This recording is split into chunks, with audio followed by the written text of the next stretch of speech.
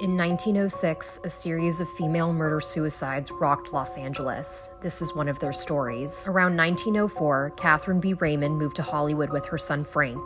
She was the wife of Frank Raymond, a wealthy clerk from Washington, D.C.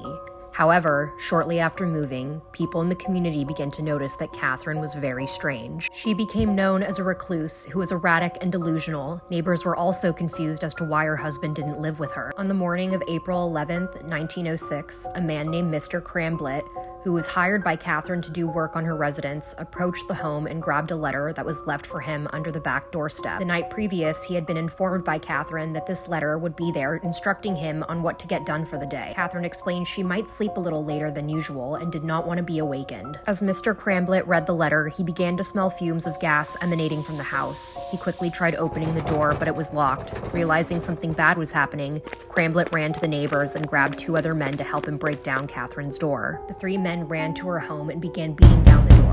As it flew back on its hinges, all three men were nearly knocked to the ground by the amount of gas that rushed out. They waited several minutes for the residence to air out, and when they felt it was clear, they ran inside. Upon entering the residence, they were horrified to find the body of Catherine on the outside of her bed, holding Frank in her arms while in a praying position. First responders were alerted, and a nurse was able to bring Catherine back to life. However, little Frank was pronounced dead. When Catherine awoke, she asked, "Where is my boy, my little Frank?"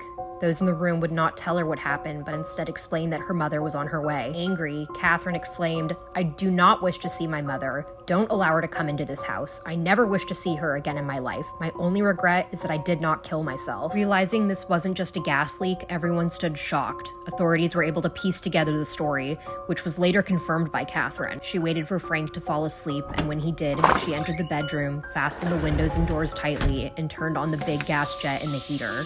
In a note she left to Mr. and Mrs. Cramblett, she explained that she couldn't leave her son to this wicked part of the world, where he will be considered weak-minded if he doesn't lie and cheat. She needed him to die so he could stay pure forever. Catherine fell into a trance-like state and refused to speak and was quickly taken to the hospital where she continued to recover. She was then moved to an insane asylum. When word got out about the incident, a pharmacist stepped forward and told the press that exactly a year prior to this event, he stopped Catherine from a previous murder-suicide attempt. She was trying to purchase large amounts of chloroform, and when confronted, she fainted, then yelled, "I want to take myself and my son out of this wicked world, where he will be away from the temptations to swear and steal and cheat as the other boys do.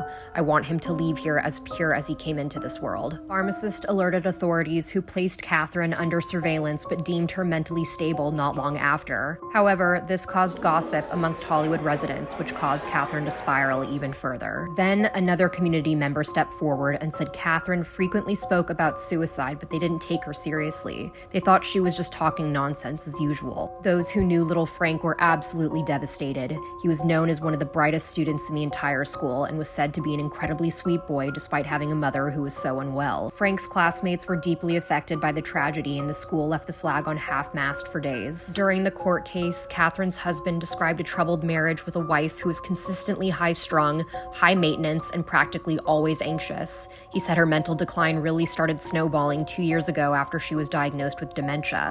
Catherine herself admitted she wasn't mentally well, but stood firm in her decision to take the life of her son, as it would free him from any negativity her reputation would project onto him, as well as free him from the evils of society. Catherine spent the rest of her days locked away in a mental asylum, where she had to be under surveillance 24/7 due to being suicidal. She never stopped attempting to take her own life. Although I wasn't able to find out exactly what happened to Catherine, I can imagine the remainder of her life was anything but pleasant as she continued to deteriorate from her disease. Today, we remember little Frank Raymond for the wonderful little boy that he was and all the joy he brought to those around him. May he and his family rest in peace.